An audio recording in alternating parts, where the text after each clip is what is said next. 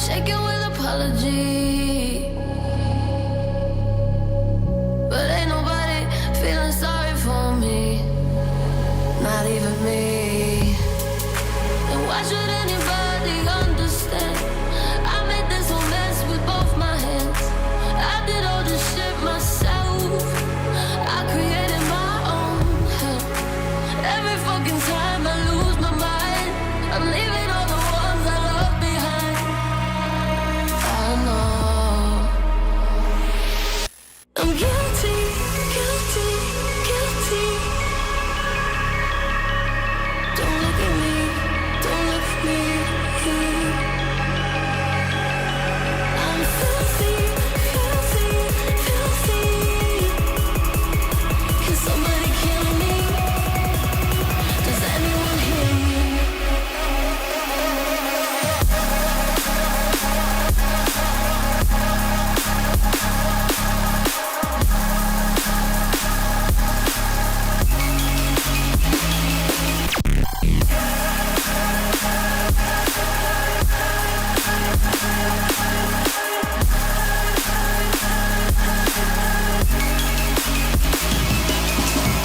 Guilty, guilty, guilty.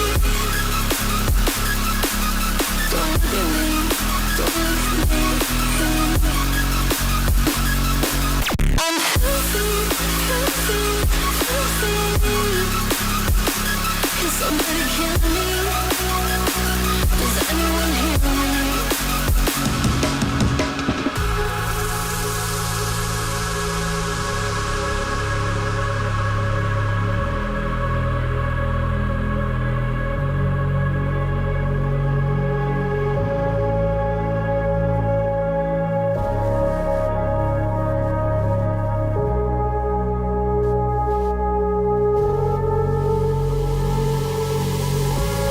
Can someone tell me who the fuck am I? I can't even look me in the eyes. I used to emulate the sun.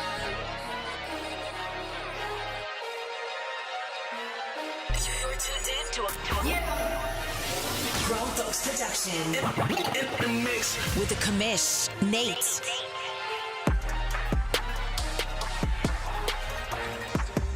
What it do, people? Thanks for hanging out with us. Welcome to Press Pass Live, your weekly OMFL podcast show.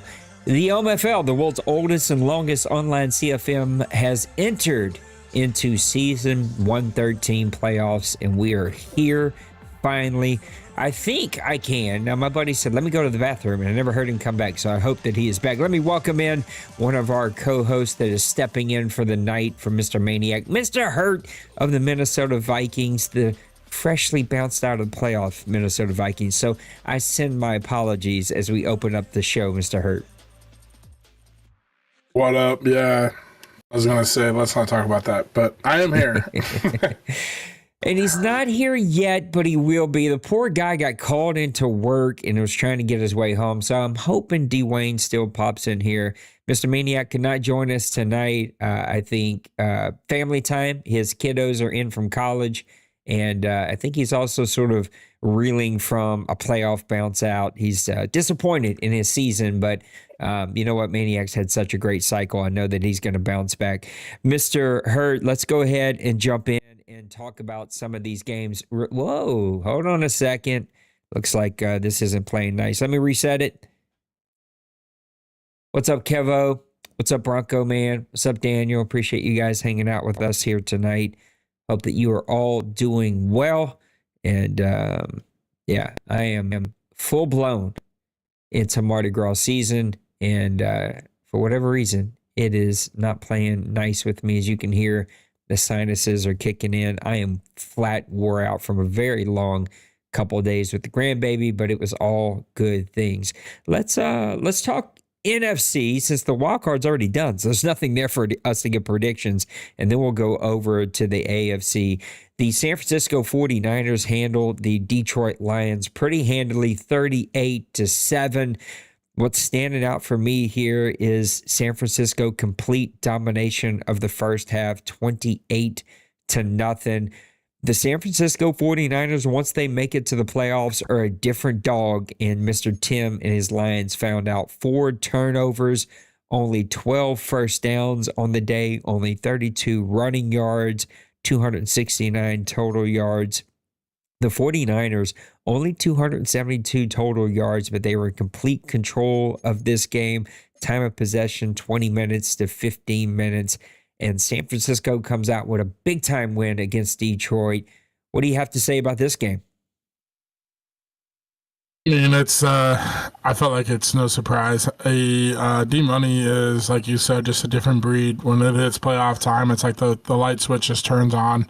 And you kind of wait for it and, wait. And then here it is, playoff time. And now it's like game time for him. So, but I do notice that, like, rushing the ball, it's kind of different seeing a D-Money team not having like a rusher that's over 100 yards. But efficiency-wise, Garendo still had 3.6 yards per carry, Scarborough almost 5. And then there's a couple other guys that got a carry or two here and there. But for the most part, if you jump out to a 28-point lead, and you're D-Money, that's the recipe for a win for sure. Yeah, Lambert doing what Lambert does. 2 picks on the day and 4 complete turnovers. And I played him when he starts getting on those turnover rolls. It's like, what are you going to do? That nothing that you can throw at him ends up working. Talking about a different type of team when they enter the playoffs, the Chicago Bears 42, the Seattle Seahawks 24. Man, there's something about the playoffs and the OMFL for Mr. Meek. I don't know if this season just didn't click for him. He didn't seem quite himself as he came down the stretch. He gets bounced by an up-and-coming Chicago team. There was 34 points in this game scored in the fourth quarter. It looked like neither team wanted to stop each other. It was all really through the air. 280 passing yards for Chicago, 416 passing yards for the Seattle Seahawks. But the 3 turnovers to 0 for Seattle and Chicago ends up being the story of this game. And it ends up being the story of a lot of games here in the playoffs. And Seattle gets bounced right out of this thing early on in the wild card round. Yeah, I mean, Meek's kind of been the regular season champ, but we get to the playoffs and it's a different type of game. Looking at the stats though, I mean, Meek pretty much dominated this game on almost every statistical category except for the turnovers, and Colin had none, so that's the difference right there. But I also noticed that Brad White comes out, throws 428 yards, 5 touchdowns, but did have those 2 picks. And then also, like, leaning on the running game, Walker had 13 carries, but only the backup only had 1 carry for the Seahawks. So it just seemed like Meek didn't really try and run the ball. It was an all-out air attack. And I feel like with Chicago's defense, I played them twice. They've got a loaded defense. So giving up almost 500 yards is somewhat of a shocker from me. But the fact that you make yourself one-dimensional, it's just a matter of time before Colin really capitalizes on a mistake or two. Yeah, man, we seen what Colin can do when he builds that team up. But to see Seattle give up 42 points for what has not been an offensive juggernaut in Chicago and fall to the Bears in the wild card round, it shouldn't be that shocking because Chicago earned the number 3 seed. But to me, it is a little shocking to see how dominant Colin was in this game, and kudos to him, and hopefully he can keep that thing going. What's up, Nice Hunger? Good to see you, buddy. The Carolina Panthers beat your Minnesota Vikings 29-26. I'd love to get some thoughts from you. 284 total yards. Your team, though, 363 total yards, 117 rushing yards, 249 rushing yards, 246 in the air to 235, 20 first downs to 14. You completely dominated until we get to this stat, the turnovers. 2 turnovers to 0 turnovers, and allowing Carolina to score 15 points in the fourth quarter. to your only 6 in the second half. Even the time of possession went to you. Those are the kind of games that, for me, they feel like they're frustrating because it's like I did everything I was supposed to do, and yet I get to this end of this game and I've lost somehow. 74 was the long for Young with the 2 touchdowns, so he gets the one big bomb on you. McCarthy, the 2 touchdowns with the 2 interceptions. 63%, not a bad day for him. Just the 2 big interceptions. Mixon with 75 yards. Stephon Diggs, man, still getting it done, going back to Minnesota. 9 for 148. Mingo, 3 for 112. He had that long of 74 from Young. And then looking at a couple of defensive stats, you see your tackle leaders there. Your tackle for loss, Wallace, was just all over the place. A sack, 3 tackles for loss, 13 tackles on the day, and an interception. I mean, you can't do much more than that, and that ends up leading Carolina to a win. Tell me about this game, man. Yeah, I mean, like you said, it's a frustrating game because then you look at the statistics. I'm a very analytical person when it comes to looking at a stat sheet, and really the turnovers. The first one was just a mistake. I threw it and didn't see it, but the other one was very frustrating. Really what comes down is I told myself if I held Bird under 75 yards, there's no way rushing, there's no way that he wins this game, and offensively I just need to basically be able to move the ball without Justin Jefferson being that he's hurt, and I did that. And then the fact that, like, you look at the stat sheet, like you said, not to take anything away from Bird, he made the plays when he needed to, but there's really no way in my mind that he should have won this game. The first touchdown that he had, which was the bomb, he got hit as he threw it in the backfield and throws about a 35-yard dot to a wide-open receiver because my free safety decided in his zone coverage to just run to the sideline and double cover a receiver. So that was a blown coverage. And like I said, the frustrating part is he throws a dot as he's getting hit. The very next drive, my quarterback gets hit and kind of throws a duck. Wallace picks it off and returns it for a touchdown to give him a 14-7 lead. So, I expect those ducks to come when you're getting hit, but the one that was frustrating is the 35-yard, just absolute money shot to, I don't even remember what receiver it was, to be honest. Mingo, I think it was. But yeah, that was frustrating. I ran the ball better than I anticipated against his front seven, and I executed everything. But the key play was down the stretch. I had a third down, I believe it was. Third down. Hawkinson over the middle drops a pass, and that was very uncharacteristic like of him. And then the second thing was I was in a 5-wide set, and Diggs was on an option route, and I was reading it, and the DB shot to the outside, and I was like, okay, he's either going to sit or run the slant, and I threw it. And what does he do? He runs to the sidelines right into the coverage. So it is what it is. Bird made the plays when he needed to, and I wish him the best of luck. But yeah, that's kind of how that game played out. Week 18 felt exactly the same way for me. It was like, how did I lose this game to him? I feel like I did everything right. Bird just knows how to win those really tough games. Bronco Man, you're right. It is a YouTube thing, not a Discord thing. And usually when YouTube makes those changes where it stops posting, they figure it out on the back end. It usually takes sometimes 2 days, sometimes a week, and they end up getting it back. Maniac, we miss you. Hope you're okay, though. And yeah, we'll leave it at that. Not Broncos. I'm sorry. I was thinking Bronco Man. Buffalo and the Chargers. A terrible time to pop in, Mr. Maniac. Hopping over to the AFC was the only other game.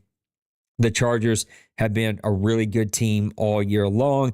The Bills have sort of tried to find their identity, and that cardiac Bill thing just didn't keep up this year. Only 109 passing yards in this game. They did really well running the ball, and they played pretty good defense, only allowing 235 total yards. But what has been the story of the game, of every game that we've talked about here in the playoffs, it has been the turnovers. And once again, that's the situation here. 3 turnovers to 0 turnovers for the Chargers.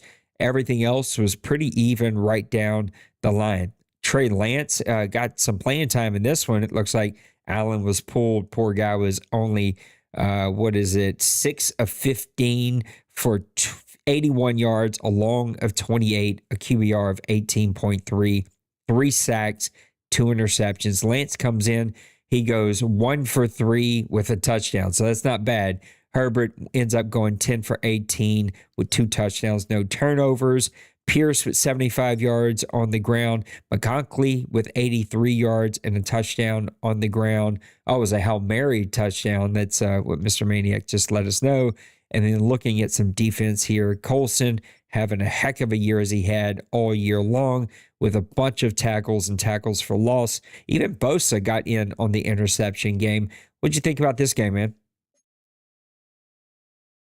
Well, I mean, I thought that Maniac, gets in the playoffs and, like you said, Cardiac Maniac, but at the same time, Logan, before he made the switch over to the Chargers, he was the Rams. He built such a dominating team over there and was off to a great start, and then kind of switched over to the Chargers, and it's been really a seamless transition for him because he kind of had the team almost to his liking and has just really not missed a beat.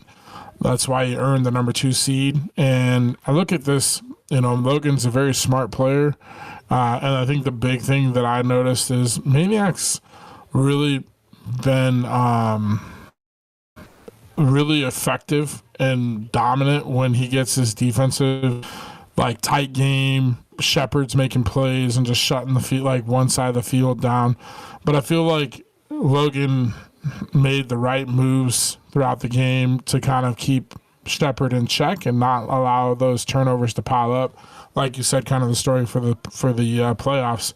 And Logan played a good, solid first game in the playoffs, and I look to see what he can do. Secretly, I think he might be a sleeper in the AFC side for this year. I don't know how much of a sleeper it is, but yeah, kind of a new blood over there in the AFC when he took over the Chargers. Well, let's give our predictions here for the rest of these AFC wildcard teams, and then we're going to jump to the AFC and NFC championship because I hate trying to track who we thought won and blah, blah, blah. It's so hard to be able to do. And then we'll make our bold predictions and who we think is going to win the whole thing before opening up the mailbag. Not Chargers, my goodness, I still got Chargers on the brain. Colts at the number 3 seed hosting the number 6 seed Tennessee Titans, the champion Tennessee Titans. Who wins this one for you? Yeah, that's a tough one. The Titans are the defending champ, so it's kind of feel like you have to kind of stick with that. But at the same time, we all know what Randy and Bronco Man is capable of.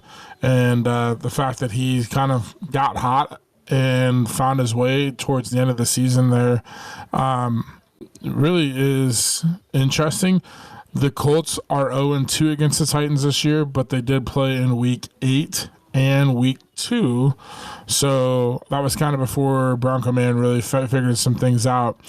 As he finished the season on a 7-game win streak, I think in most situations, it's about who's hot and who's playing good football or, in any sport, good at the right time. And so I'm going to have to say I feel like the Colts are going to win this one. It's going to be an absolute, just slugfest.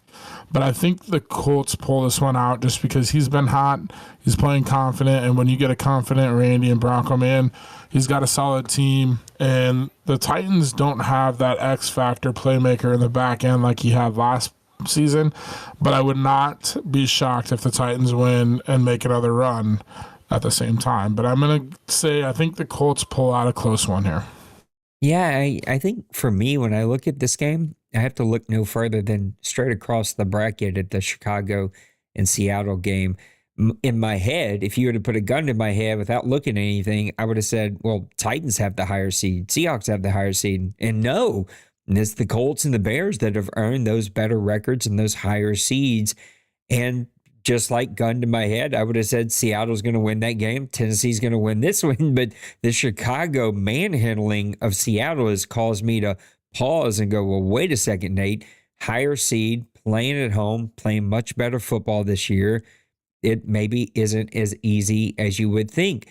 Part of me says Bronco Man is back, but we've seen teams make that giant leap, finally get some sort of motivation and some energy moving in the right direction, but they just don't have enough to overcome sort of those seasoned vets. But to be fair, you'd have to say that about Kobe. Kobe had not been in the playoffs for a while. All of a sudden gets back in there with Tennessee last year, goes all the way, wins it after barely beating Buffalo in a really tight game. And there is a question of, does he come back to earth here? It isn't a super deep team. He is missing some of those key playmakers, but I question, do the Colts have those key playmakers? When things get tight, which one of these teams leans on their past experiences? And because of that, I'd go Tennessee, only because I think when you get into these tight, close, palm sweating games, Tennessee has the last sort of most recent memory to pull back from and go, this is what we leaned on. This is how we got where we went. Colts are still trying to get back there. His championships have been a couple of seasons behind him now. So I'm going to go ahead and take Tennessee from that fact. But like you in this game, would not surprise me if the Colts come out with a victory. They have the higher seed. They are technically the better team. The game that we were going to have on the background and kind of call it and look at it as we did our predictions, the Jets and Steelers, it ended up getting postponed for one day because Mr. Penguins is under the weather. How do you see this one coming out? Jets 4 seed hosting the number 5 seed Pittsburgh Steelers. Both teams had a lot of up and downs this past season. Yeah, this one's a tough one. They played in week 16, but it was a sim. Well, I think since he was out of town on vacation, the Steelers did win. And I just think, like, roster-wise, the Jets don't have as good of a roster as the Steelers on paper. But at the same time, since he's got the team that he feels good about on the offensive side and maybe not quite on the defensive side, but when you give playmakers to a guy like Cincy and he's feeling confident he's scoring 30, 40 plus a game every week, that's kind of scary in a way for him to make a run. I do see this game probably being in the 60, combined score, over-under type of thing. I would say it's going to be in the 30s, pushing maybe even 40s, 42, 35 or, 35, 31, I don't know, something like that. But I think the Jets win only because Earl Lowry has been so dominant, and then he went and got Devontae Adams. And then he also has, John a blank, but he has another receiver. And then Breece Hall as well that's like a 3-headed monster that you can just run the ball, you can pass the ball. It's such a difficult team to stop and defend, and I think that's when it comes down to it. I question how far the Jets can go, just because defense does win championships, but I think that the Jets pull this one out, and it's going to be a high-scoring game. But I do have the Jets winning this one. Man, I've said it before. I don't have all these stats memorized. And I think it can be really lazy and easy to stick with the sort of narrative that's out there about some teams. Like the narrative for me about these two teams would be, I played the Jets last year, and this was one of the most outstanding fast, athletic, playmaking defenses I'd ever seen. Drove me absolutely insane. And I've watched him build the offense to go with that. And so now you have a guy that is probably an offensive-minded coach with this athletic, fast, playmaking defense. The narrative in Nate's head would be that the Steelers know how to build an amazing defense with full of superstars. And he's went out there and he's made some trades to add some superstars.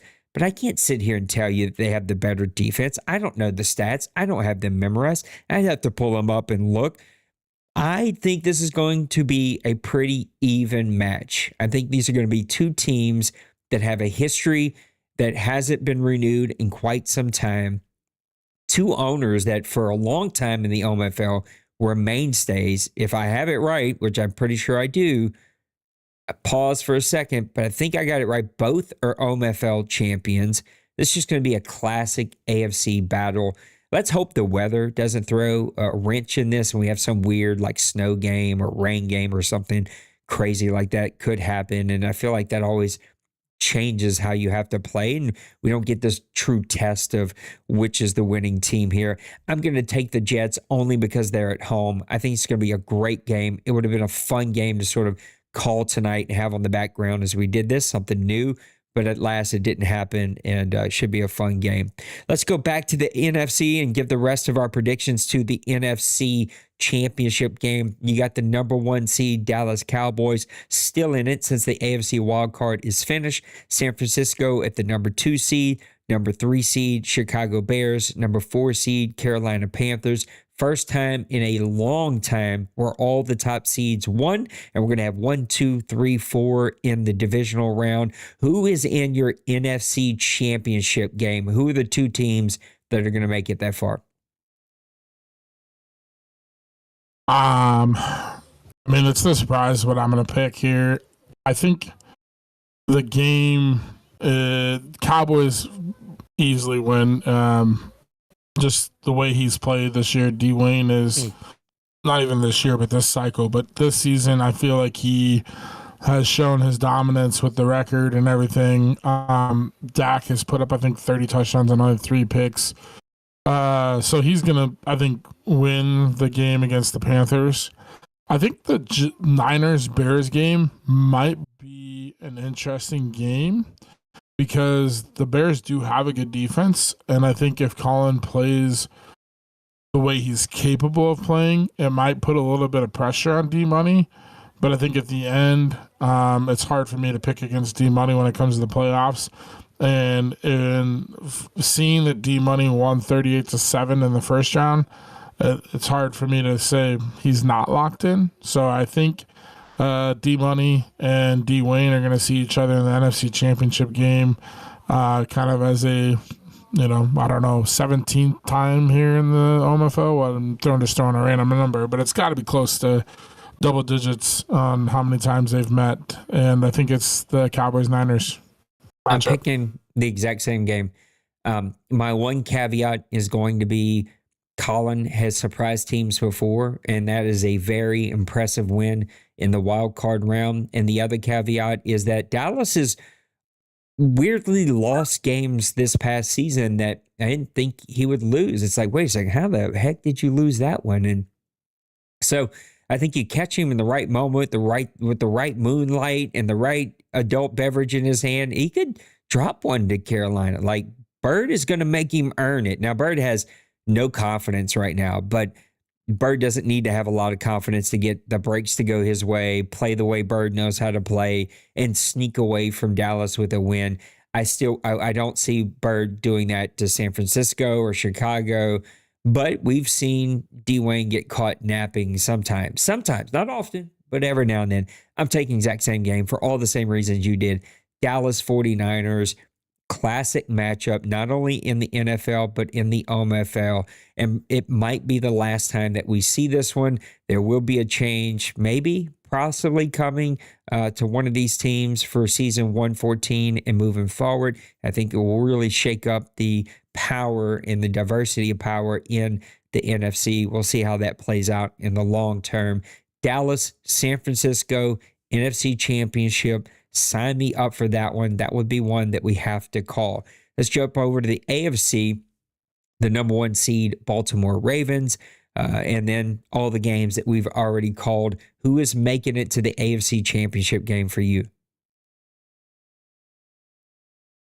So I had the Jets winning.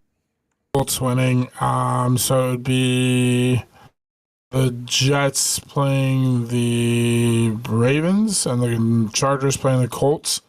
That's an interesting second round. I'm going to go with the Chargers. pull out a close one against the Colts. I think Logan has just been Mr. Consistent over there, kind of flying under the radar a little bit. I mean, we talk about him, but we don't talk about him.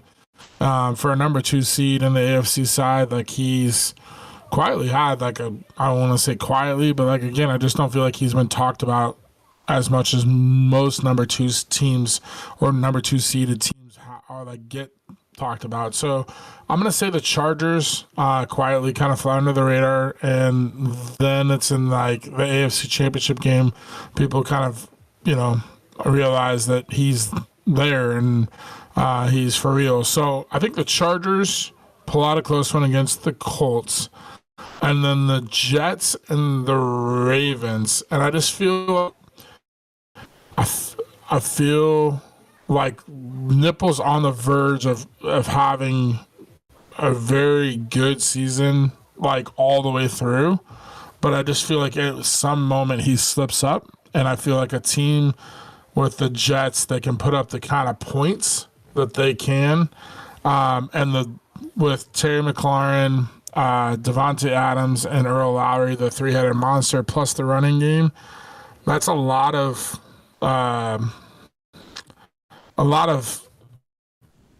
stress that Nipple has to worry about, and he can only cover one of those guys. So I think the Jets pull out a close one there, and I think it's going to be the Chargers versus the Jets in the AFC Championship game. It's funny. We didn't talk about this. That's the exact same game I was going to take as well. Jets, Chargers, to do something different. Same thing with you playing Nipples this past season. Totally dominant. Crazy dominant. That offensive and defensive line he's built is amazing. He's a great play caller, and he knows how to make plays when he's pushing you into a place where you need to make a play. It comes away with a big turnover. He needs a big run. He needs a first down. He needs a big play. Like, just a very good play caller. But this is probably 10th on a list of priorities for Mr. Nipple. And I think when you start to get to these big games, you got to be a dog. You just got to want it more than the other guy, which is why we always see weird one-off champions in those last seasons, because the top dogs have been doing it for 4 or 5 seasons, and that last one, they're just like, I don't care, it's summertime, I'm going to go have fun with family, blah, blah, blah, blah. And to win a championship in this league, you got to be a dog from start to finish. I just don't see it with the Baltimore Ravens. I'm taking Jets because I think he's got all the tools. I think he wants one again. I think he wants to show that he is one of the top teams in the AFC. And I think Logan has went dark on us this season because the guy is just focused and he wants to win one. He wants to be in that, banner Hall of Fame. He wants to be up there with those big guys. And I think that's the championship game that we're going to get. Now, technically, the way I called it, that would not happen because I said Tennessee's going to win and the Jets are going to win. That means, Logan would then play Tennessee. The Jets would play Baltimore. Would that be right? Yes, that would be right. Tennessee would play. If Tennessee won, Tennessee would play. Yeah, you're right. Ravens, Tennessee would play Baltimore. Jets That's and right. Chargers. And Chargers and Jets would play each other. So my idea could not work, but it doesn't matter. That's why we're not doing every single round. We're just going straight to the AFC Championship game. That's who I think would be there. Would not surprise me if Tennessee or Baltimore's there. But would it surprise us if any of these teams get there? Because they're all top owners. They're all top coaches. And regardless of what we think about their teams or how good their chances are or not, any of these guys can win any single Sunday. And if what is true that I've been saying this entire cycle, and that is the settings I've been putting us on are for competitive, even killed, anybody can win games, then the same has to be true for the playoffs, even though it is turned up just a notch. So that's going to lead us to the bowl game. Give me your bowl prediction. Who's in this game and who wins it? Man, I'm gonna go Chargers Cowboys. I think Chargers pull out the win. Like you said, I think Logan wants it. And I just think since he, when it comes down to it, the defense he has playmakers and he has veteran guys, but One of them right now, Levante David's out. I don't know quite how long. I didn't get a chance to look at that, but I just feel like he has Sauce Gardner. He has Britton Staley, the rookie corner. But again, Logan just played Shepard, who I feel like is probably the best corner in this league, and he still put up 27 points. So I feel like Logan has an idea of how to game plan against those top end corners. And I feel like since he gets in a shootout, and it's just going to come down to like the who can make that stop, and Logan seems to be able to do that a little more consistently right now.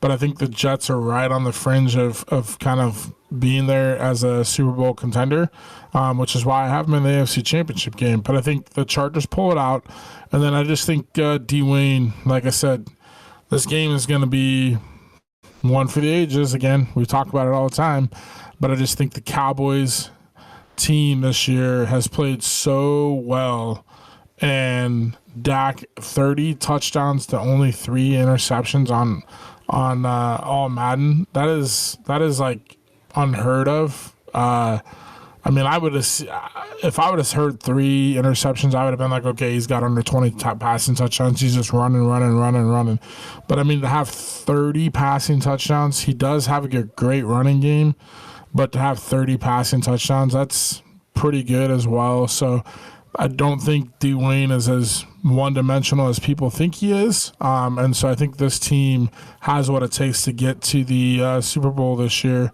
So I got the Cowboys getting a win over the Niners and playing the Chargers in the OMFL Bowl. I got 49ers Chargers. I think Chargers are quietly building, or not building technically, because he took this team over after we sort of got rolling here, but I think quietly having one of the best seasons that we've ever seen. And if somehow he can get to the AFC Championship, I think the confidence in the team is all going to be on his side. Now, Herbert's going to have to continue to play flawlessly. That run game is going to have to continue to produce for him. That's been a little bit of a struggle this season, but that defense is going to continue to make plays. The 49ers, just openly and honestly, there was some fallout recently. You guys seen that he got popped with FPR. He also was popped for some DMs. I stand by what I tell all of you. What you do in DMs still matters to me, and you can't talk to people crazy. And if you do, then you could lose your spot here, or you could lose other things. And he's losing some other things that I'm not announcing. He and I are handling those situations, but I think it has pissed him off. I think this could be the last season we see him with San Francisco, and I think he wants to win it all one more time, flip 2 double birds, and either walk away from the league, which would not surprise me, or walk away from the 49ers, which would be probably the most common thing that would happen. And we might be seeing the last cycle with D-Money here, because he's pretty pissed off. Maybe not. Maybe we all move past this and we figure it out. But I think a pissed off, focused D-Money is a scary D-Money, because look, a pissed off D-Wayne. There's very few owners here that have been so dominant, so consistent for so long. And those are 2 names that always float to the tippy top, because they do. And if either one are pissed off, I think they're focused even more, and they already want to eat your kids. They want to stomp on your throat while they're doing it. So I think San Francisco's got that defense rocking and rolling. He's going to make just enough plays on offense, and he's going to find himself in the bowl game. And I think he will teach Mr. Logan a lesson if that happens. If he makes it all the way, and he is still piping hot. Now, maybe not. Maybe he cools off by then, and I'm all wrong about this, but I think what you've seen him show Tim in round 1, you might see happen in every single round, including the bowl game. And I think San Francisco dusts off another spot on the trophy case to put another OMFL trophy. And that is who I think is going to win it all. Overall, it's been a really, really good playoff. It's early, so a lot of games left to go, but I think it has been a good playoff and should be a ton of fun. I've got a couple of fun ideas for the next few shows. Number one, we're going to play Fix a Team in 1 minute. And so each of us are going to take one of the top 5 teams and fix that team in 1 minute. What would we do? Who would we re-sign? Who would we trade with? What would we do? And then we're also going to do, hopefully for next show, just a top 5 pick mock round, mock draft. Who would we pick for the top 5? If we can roll through it quickly, maybe we do the top 10. But man, I don't want to spend 4 hours on this show, and guys love to talk, including me. And so I want to make sure that we have enough time for that. Mr. Hurt, you ready to open up the mailbag? Let's do it. Let's make it happen. Mr. Lost Sniper said, putting aside the ethics of tanking, let me pause real quick and say tanking only happens in video games and fantasy football. I do not believe that professional football players who get paid lots of money, whose jobs are always on the line, who coaches and coaching jobs are always on the line with every loss, ever go out there to lose. Sure, do some owners sort of hit the hard reset button and not set their team up for success? Sure. But anyone not the owner is never trying to tank. So tanking, I suppose, does happen in the OMFL. You can call somebody out if you think they are straight up tanking. And with proof, we will put it up to a vote. If you are found tanking, you can and will lose your draft picks. Those players that you draft will get cut and be up in free agency, and you will not be able to bid on them. It's the only way that we can kind of make that happen. But anyway, that's a long rant. To get back to his question, your team has no or very slim chance of the playoffs at week 10, so a little past halfway. Do you think it's better off from a team improvement standpoint, play to win or go for the highest pick? I would say for me, it feels really good to beat teams that are fighting for the playoffs or that are in the playoffs. Even if it's just a confidence builder for you, if it's a confidence shaker for them, just feels good. Sure, does it suck that you overall hurt your draft position? Maybe, but I also think if you draft well, moving down 3, 4, 5 slots isn't going to hurt you all that much. And you can still go out there and make moves and do things to get yourself in a position to have a really solid offseason. And you've built some confidence and learned how to win with your team, which I think goes a long way. So I always say play to win. Here's my one caveat. If you have a bunch of aging veterans that you're going to be letting walk at the end of the season, and you have a bunch of young players that need XP, or you're just trying to build for the future for whatever reason, I am perfectly fine with starting those young players and seeing what they can do. My starting middle linebacker got in last season for that exact same spot just to see what happened. He played his balls off. He earned a starting role with my team this past season and had an outstanding season. Maybe not a Pro Bowl season, but he's going to be top 10 in tackles, top 10 in, I think, middle linebacker in interceptions. Like, he has played outstanding this season, and I think you can't find that out if you don't let guys like that get playing time. Big Hurt, what's your overall thoughts about playing young guys, playing to win, playing for draft pick position? What do you think? And for me, I guess the first thing I would say is my competitiveness just doesn't allow for me to tank. I just want to win each and every game more than most people, and I think that's where sometimes the true colors of me, maybe on a stream, I say something like, I said it in the game versus Bird. I was like, I just want to break something so bad right now after I gave up that last touchdown. Yeah, that was a playoff game, but like, I'm not a guy that just takes losing. Like, oh yeah, let me just do it 16, 17 weeks and have a shitty record. And like, I don't want to spend 2 months doing that. So for me, for a video game, no, that's not something I would do. Unless you really are getting like a top 3 pick. I mean, are you like, what's the difference of 5 to 10? The reason I say that is I think I picked 11th last year and I got a linebacker that's an 87 overall X Factor right now. And so you look at the Jets, they got a rookie cornerback that's close to like an 88 or 89 overall X Factor. Bronco Man had a receiver and a corner that are both high, like, and he wasn't a top pick. So there are several teams out there that drafted in the middle of the draft. And I I think this Madden has been a little more generous with the drafts.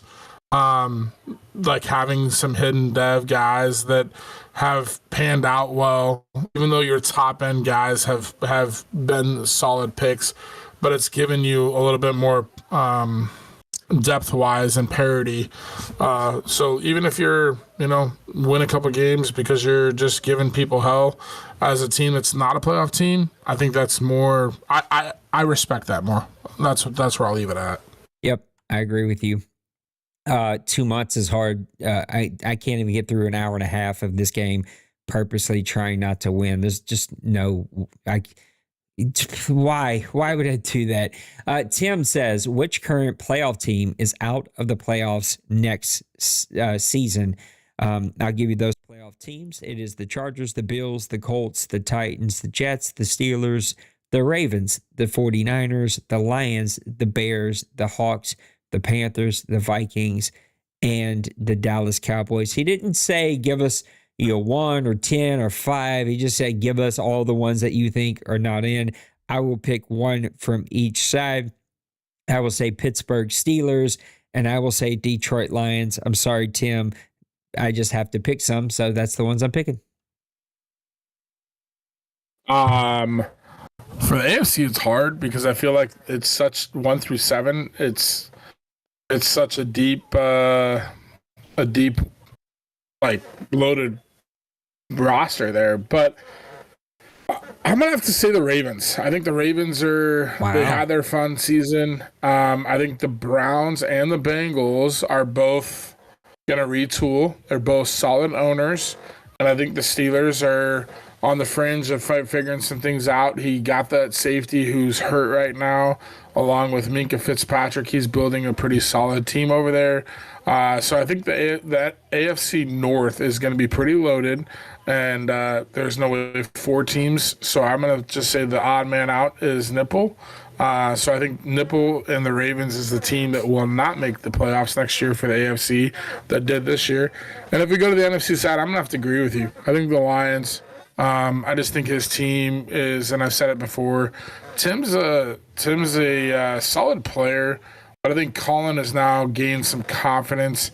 He has a solid team, and I think I've figured some things out. I'm going to get Justin Jefferson back and some other pieces, and pretty young team that's going to get better, I think. And I think Tim's on the verge of maybe moving some big pieces and having to fill some holes. I think he'll be in the mix, but if I had to pick somebody, I would say the Lions are probably going to just miss the playoffs, and so that would be the team that made it this year that will not next year. Tim says the opposite. He said, what outside the playoff teams make it next year? Can't say Trey. That's why I said Trey. I was reading Trey, but trying to speak with my head. So any team that didn't make the playoffs that will make it next year, I'll stick with my own rule. I'll pick one each. I'm taking Giants, Browns. We're going back to all pro. It is what it is. I'm sort of over all of it. I think that's going to do the Giants great. That's what he wants. He's going to play awesome. He'll make the playoffs. He'll be happy. Probably not for long, but he'll be happy for a minute. And then I think the Browns they're posed for a breakout season. I think he's going to retool this offseason. He'll be able to bounce back. I almost said Chiefs because I really like what the Chiefs are doing. Bengals could be on that list. Dolphins could be on that list. Patriots. Boy, I think you're sleeping on the Patriots. He lost his quarterback for 3/4 of the season, still won 6 games, so he could be another team. I've just said a bunch after saying I'd only pick one each. Who would you pick? On the AFC side, sticking with the picking one from each side, there's a list of teams that I could throw in there. Browns, Bengals, Dolphins, Patriots, Jaguars, Chiefs. I mean, that's almost everybody that did make the playoffs, but if I had to say the one that will make it that I don't, or that didn't make it this year, if I had to put my money on somebody, and I'm going to stick with the Dolphins. I think Massimo, if we go back, he has that quarterback that can play at a high level, and we go back to all pro. I think he'll just start sticking the ball around again. and I think he's going to gain some traction. He's in a division where has to elevate his play because Maniac is Maniac, and he's been in the playoffs every year now since he's kind of established himself. And then Lost Sniper, he gets his quarterback back. But I think Massimo's been a guy that's been a playoff staple in the OMFL here, and I think he bounces back next year and is a wild card team. This next one's a weird question. I'm going to give it to him just because he's my buddy and I like him. But Mr. Randy says, who are your top 3 contenders from each conference? I don't understand the question, I will be honest, but I will just pick my top 3 teams in each conference. I would take Ravens, Chargers, and Titans because I want to honor that he won a bowl game last year. Ravens, Chargers, Titans. Who's your top 3 AFC teams? Well, I actually kind of forgot to say my NFC pick that didn't make the playoffs, and so I kind of jumped back. No, and that was my fault. I kind of stopped, but I'll just throw it out there. I think Commanders with Trey is a team that makes the playoffs next year. He said you can't say Trey. What's that? His question said you can't say Trey. He said, what outside playoff teams make it next year, but you can't say Trey? Honestly, okay. My other pick, I'm going to go back. I'm going to say you. I think you figured some things out this year. I think your team, I have a lot of respect for that offense. And I just think we bounce back and look at your team next year. You're going to build on in the offseason. And I think the Saints find a way, either wild card or winning the division.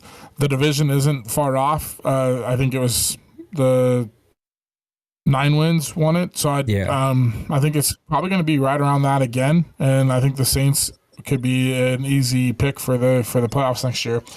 For my top 3 contenders in the AFC, I'm going to stick with Kobe just because he's the defending champ. And as assume we're saying the contenders for this season, so I'm going to say Kobe, Chargers, and Jets. Yep, I think those are really good picks. Same thing on the NFC side. Cowboys, 49ers. Ooh, who would be my third team? Very impressed by Colin. But I'm going to pick with my heart here and say Bird just because I've seen the guy do it. And I just feel like if there's an upset win in the playoffs this year, it could be Bird over Mr. Dwayne. So give me Cowboys, 49ers, Panthers. But you better put some respect on Colin's name. So this is tough for me because Bird I have as like a top tier play caller. I just think that guy like calls the right plays at the right time. He just knows when to like hit the receiver, and it's like, oh, he's gonna throw it to Leggett, and then all of a sudden he throws it to Mingo, or vice versa, throws it to Garrett Wilson, and then he runs the ball so well with Jonathan or whatever his name is, the running back. So I think that's where it's hard for me to not pick Bird, but I also feel that Colin up until this season was just kind of like, I didn't really care. I don't really know if I like Madden, blah, blah, blah, blah, blah. All of a sudden, this team has formed to be one of the better on-paper teams. Colin kind of hit some traction, gained some confidence mid-season, and now gets into the playoffs, gets a big win week in the wild card. It's hard for me because I lost to the Bears twice, and those are 2 of the only losses I had in a long stretch. It's hard for me to not pick the Bears. So I'm going to say the Bears over the Panthers only because of that. And I think that his defense plus his ability to just air it out, and he's got Caleb Williams and a plethora of receivers over there that are very, very scary. So I'm going to say Cowboys, Niners, and Bears. Moving over to his next question, another little bit of a weird one, but he says, what team or what players on your team that are free agents that you are hoping to resign or extend, or how many you're going to let walk? Mine's pretty easy because I have a pretty terrible team. Chris Olave, haven't decided yet. I wish I could trade him. I really would. I know resigning him is going to make him untradeable. Letting him walk feels icky because he's not asking a lot of money. You see 71 over 4, and I think I could probably get that a little bit lower, extending him over 6. Keandre Miller, I really, really, really, really, really like, but I don't know if I want to give him $7 million with only $30 million in cap room. Trevor Penning, another guy I've invested very heavily into, but it's like I'm just sick of investing in him, and I may just want to go draft somebody. Jordan Howard has been hit and miss. I don't know if I want to give him 8. Peyton Turner, definitely going to let him walk. Mason Tipton, probably going to let him walk. Too much money for a 5th-string wide receiver. This guy's going to walk. This is a guy I definitely will re-sign, or at least try to re-sign. I will take him over Tipton. He is 2 years or a year older, but I just think he has more to offer. Nick Salvaderi, I hope to be able to re-sign. Michael Pierce, definitely letting him walk.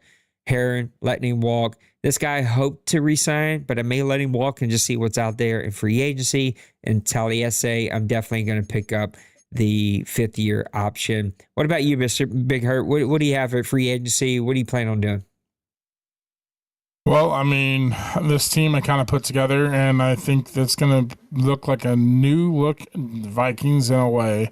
Joe Mixon's going to be out there. I'm also going to potentially be looking to cut A.J. Dillon. Stephon Diggs probably going to hit the free agency just based on his age, even though he had a really good game here in the playoffs and had a pretty good year for me in the regular season. Calvin Ridley is another one just based on Bateman that I got mid-season. Also looking at dumping Mike Williams. But I've got a young guy, Roy Davis, that I'm going to try and give some more touches to. Offensive line-wise, my right tackle, Morgan Moses, is going to be in there. Free agency. Harrison Phillips, defensive tackle. Brian Cashman is a Cashman. Blake Cashman is going to be in the free agency. And then, yeah, I think that's going to be the major list of names. There might be 1 or 2 others. It's just based on money-wise is going to be kind of, I have to kind of look at that. And for, I wasn't trying to kind of have that answer yet because I was focused on the playoffs until about an hour and a half, 2 hours ago. There's also an idea of like, I put all this money into Hal. Maybe I let Olave walk. I tried to trade him. I just couldn't because of his cap number. And I don't know. It's the thought of Olave putting up big numbers for somebody else and I just let him walk for free. It just feels pretty icky. Bill said, through 3 seasons, what position groups have you invested the most money in, and are you happy with the results? I think it's pretty easy to see. Bill, I haven't won hardly anything, so the answer is no, I'm not happy with anything. I've invested heavily into offensive line, defensive line, really been nothing there, and there's no part of my team that makes me happy. So what about you, Hurt? You moved over to a brand new team, so maybe that looks a little bit different for you. Yeah, I mean, I invested quite a bit into the receiving core, picking up Diggs and Ridley. Obviously, I already had Roy Davis, traded for Bateman to all join Justin Jefferson. I think my receiving core did very well this year. Just sucks that Justin Jefferson went down right into the playoffs there. So that was tough. But other than that, I put quite a bit into my running back room. And I struggled running the ball mightily. I feel like my offensive line was there, and for the most part, and I just couldn't figure out what the running game was. So Joe Mixon, Tyjae Spears, and Jelani Moorhead, just really never got it done for me. So yeah, I wasn't happy with that. And then the last part is kind of defensive backs. Dylan Marshall obviously got paid. He's a stud. Love what he's done. Michael Carter, depends on the game. And then my rookie Spearman at safety played well. Bynum and Marcus Williams had their moments and had on good and bad. Like I said in the playoff game, Marcus Williams had a blown coverage, but then also had 6 interceptions this year. So I was like, it's hard for me to say he didn't work out, but at the same time, he kind of blew it in the key moment in the playoff game. So, to set the tone and go down right when I set the tone, and then they give up a big touchdown on a big play. So, Defensive back, I would say for the most part, Dylan Marshall, yes, but the rest of my DBs kind of up in the air money wise on money spent and being happy or not. Bill says it's import season, assuming Madden 26 plays similarly to Madden 25. What positions would your ideal import play? I'd say it depends on, luckily for the real life Saints, they need everything. It depends on what they do in the draft and how those players get rated. Not taking that into consideration, I would say it is going to be quarterback for me is the number one.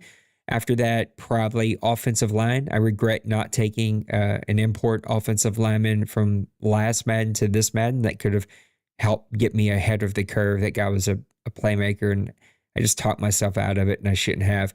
And then hopefully a safety, a young safety. Those would be the three sort of ideal positions that I think would help me moving into Madden 26, but it depends on what the real life Saints do. How about you, Herb? Well, I've got my two imports that I'm basically ready for Madden 26, and that's going to be Dylan Marshall at corner and Nick Sims at middle linebacker. Just going to basically kind of decide on what the Vikings need and what's going to be best for the Vikings. And then also kind of, I guess, depends on if I can bring both of them. If not, I'm going to have to pick and choose which one. But both of those guys have been really big playmakers for me. So it'll be either likely one or both of those guys to some standard. This next one from Colin is interesting. How much audibling on third down is too much? If you're asking me, Colin, I think the rule should be 0. But you are asking me, and I don't get to make all the rules here. And so I would say what the letter of the law says, which is you can audible 50 to 55% of the time. We give you a little leeway there because one play and tight games or games where you don't get the ball a lot can make a massive, massive difference. Whereas if both teams ran 45, 50 plays, then, you'd have to do it a whole bunch to be over the limit. Some of these teams, like me, you only get the ball, 20 times a game. So one play call could mess that all up. So that's the letter of the law. To me, I really love the run the play that you called. And I even offered the board to reverse my rule, which was no audibling until the last 3 minutes. And I was like, reverse it. You can audible anytime until you get to the last 3 minutes of each quarter, and then audibling's off, outside of no huddle where you have to audible. But that was shot down. And so anyway, that's my long rant. I probably could go a long time on audibling, but what do you think, Hurt? It's hard for me because I feel like no matter what rule it is, whether it's audibling or whether it's whatever rule, specifically the settings, I mean, we're never going to make everybody happy. There's always going to have some perspective on it. I think at the end of the day, for me, I would say probably 25 to 33%, a quarter to a third, 1/4, 1/3, somewhere in that would be ideal for me. I think 50% just is too much because then kind of like how we run the ball, and I've been a victim of it, where I get pass happy or I get in a situation where I'm down and I'm just pass, and then all of a sudden it's like you backload in the second half, you run the ball to hit your numbers and thresholds, so you're not at FPR because you didn't. I mean, there's times where I felt like I had more possessions that I was planning on than I actually got. And so I was like, okay, I have plenty of time to run the ball. And then all of a sudden, the other team gets the ball and they're, have a super long drive. And then it's like, okay, now I just lost a possession or two and in the game. And so now I'm crunching to get those runs in. Same thing with audibles. I think if you don't use it in the first half and then all use them at the end, you fall under the 50%. It's not really any different. And so I would say 50, a third to 25%, somewhere in that. But it's I would do per half, just because that way it's not you can't, stockpile all of those audibles and save them up for the end of the game type of thing. I do think audible is okay but I just don't think at certain times it should just be wide open. Yep. I still just a big believer in the concept of like, hey, your play call should matter. And I think where we see it matter the most is in the short down and distance. So the third in charts, 3-4 yards or less, and then in the red zone.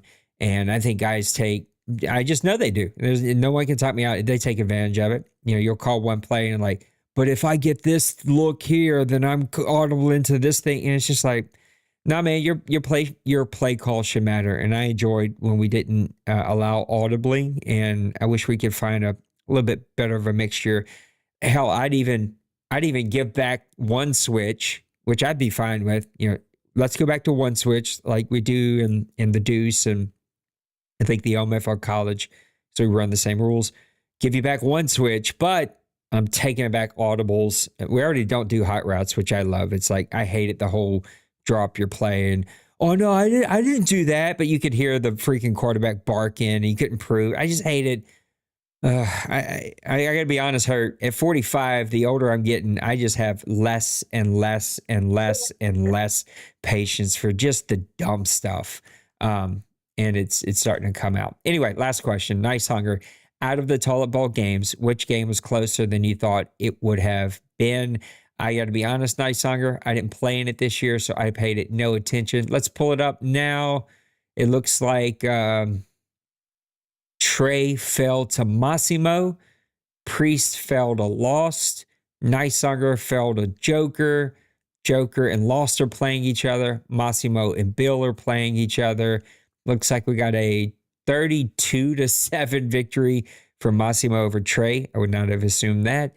Lost 22, Priest 10, Joker 20, Nice Hunger 17. Nice Hunger, you set us up on that one. I ain't gonna lie to you. You set us up on that one. Looks like Bill beat Massimo 19-7. So technically, there's a second game because I was like, there's only one close game on that one.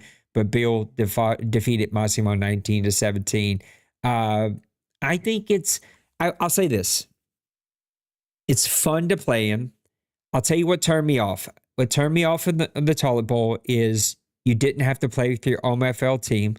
That turned me off because it was like, well, guys could just pick the best overall team and play with them. I don't think you're stuck.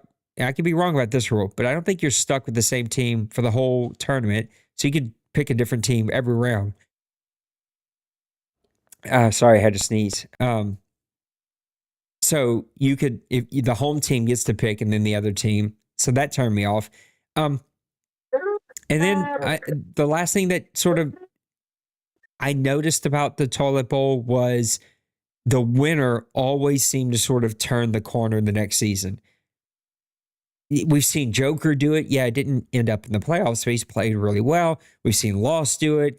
Man, I've seen my team win the toilet bowl before and go on to turn it around. So I always found that interesting. There seemed to be some confidence building and momentum that rolled in with that team into the new season. But outside that, I don't pay a lot of attention to it. It's just the honest truth. And those are the reasons that I'll probably still play in it from time to time, but I didn't play it this year because it's like my real life Saints are terrible in the game right now. It's like I'm not going to play with like a 10 overall less team than everybody else in the teams they're picking. Anyway, that's a long rant to say I don't care. I would honestly say I have not paid attention to the toilet bowl.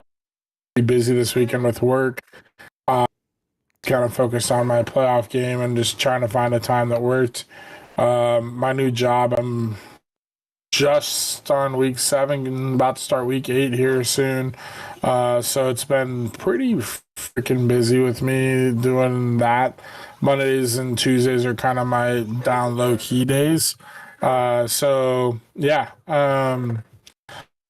With that being said, I did catch and see that Trey lost to Massimo. And as I kind of stated earlier, I think Massimo bounced back in the playoffs. So I'm right on cue with what you said as somebody who kind of makes some traction in the OMFL toilet bowl. If they go on and win it, then they have a good year the following year. So if Massimo continues, then I'm right on cue with that. But at the same time, Massimo is a guy that can sling it and play really well. But with that being said, Trey getting his Detroit Lions and the Lions roster that they have and seeing that score was very shocking to me. I agree. So I was kind of like, whoa, like that was Trey that played with the Lions and got beat that bad to Massimo. And like the Dolphins aren't a bad team, but they're not like a super like the Commanders or the Eagles or something like, this based on this year. Like they have a decent team, but the Lions have a really good team. And so I figured Trey having his Lions, like he would probably either win or it'd be a close game. And to see him get beat pretty handily was a shocker. But the rest of the games I haven't really caught or paid attention. And I just happened to literally was looking through to see if any playoff games. And I saw that the Toilet Bowl. And so I just really got lucky to kind of tap into that Dolphins Massimo Trey Toilet Bowl game. That's it, Mr. So I have Hurt. not paid. The mailbag is closed. We have covered our predictions for the playoffs. Go ahead and give me one final thought, and I'm going to climb into bed. Yeah. I guess, I don't know. My final thought would be, I hate to be that gloomy, negative, dark, but I just think as every Madden cycle, we always kind of get into that March time frame. March Madness is coming around, and like the next game's in the picture, in the sights, and people just kind of start getting irritated or frustrated with their team, and then things just go south. And then it's like I feel like almost most of the time it's like, well, this player's on the verge of not being here and not, this and that. So I guess my final thought would be, I know Randy and Bronco Man has said something, and this place, this community is different than any other place I've played, and it would not be the same if this was not around for me.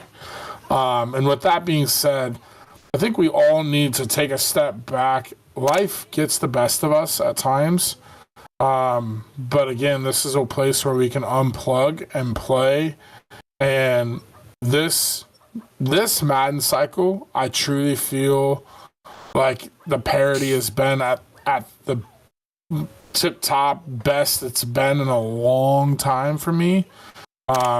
Just look at the AFC playoff. I mean, even in the NFC, last year we had Bill in the championship, with D Money and D Wayne in the NFC. Like things have just been, and honestly, and kind of in the best place that they've been in a long time.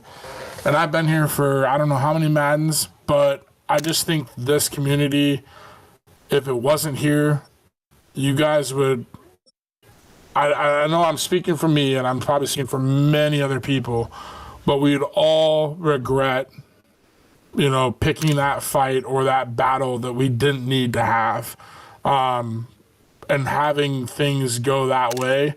So I think it's kind of shitty to say, but as I have conversations with my wife, I try to pick and choose those battles because it's like, Absolutely. Is that going to matter tomorrow?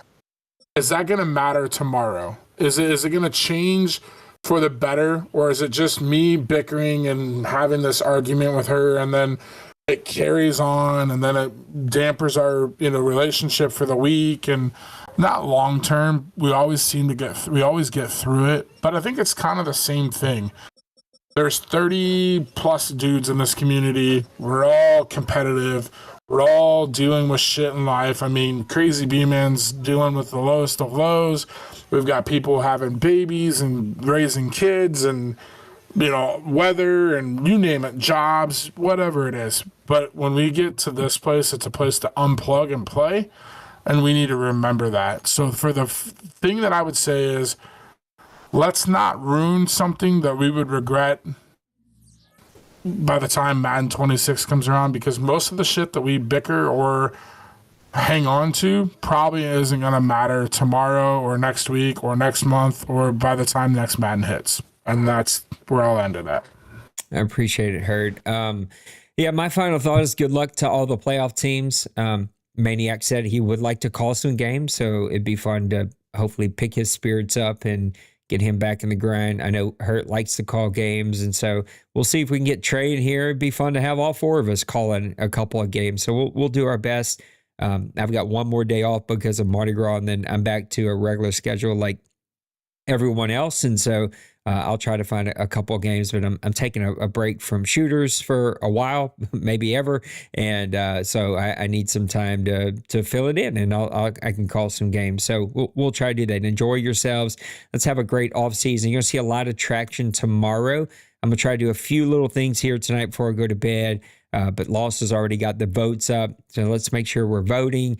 And then I'll get a bunch of stuff for the off-season rolling sometime tomorrow, and we're going to go have some fun. The business season is always a blast, and I'm hoping I can make a couple moves this off-season and decide what I'm going to do with my team and get this thing back on track so I can just try to compete at least a little bit with these guys over here. I'm tired of being the free W that people mark on their calendars whenever the schedules come out. So except for when you play the Vikings, that was no free win on mine. Yeah, well, even a dog gets sunshine on it from time to time. Hurt, thanks for stepping in. Wayne, we missed you, brother. I'm sorry you got called into work. Wayne was hoping he could make it here tonight, but I never seen him, so hopefully he can make it, and appreciate you guys hanging out with me. I'm going to go enjoy Mardi Gras tomorrow. And by go enjoy Mardi Gras, it means I'm staying away from as much of it as I possibly can. Was going to go to one parade tomorrow, but I think we are done with the parades. And my wife and I are just going to enjoy some time together and relax before we go back to work. Guys, I love you. Take care of each other. Take care of yourselves. Take care of those around you. Know that you matter. Can't wait to see you on the next one. Harry, thanks again for stepping in. Fellas, we'll see you in the next one, all right? Peace. Peace.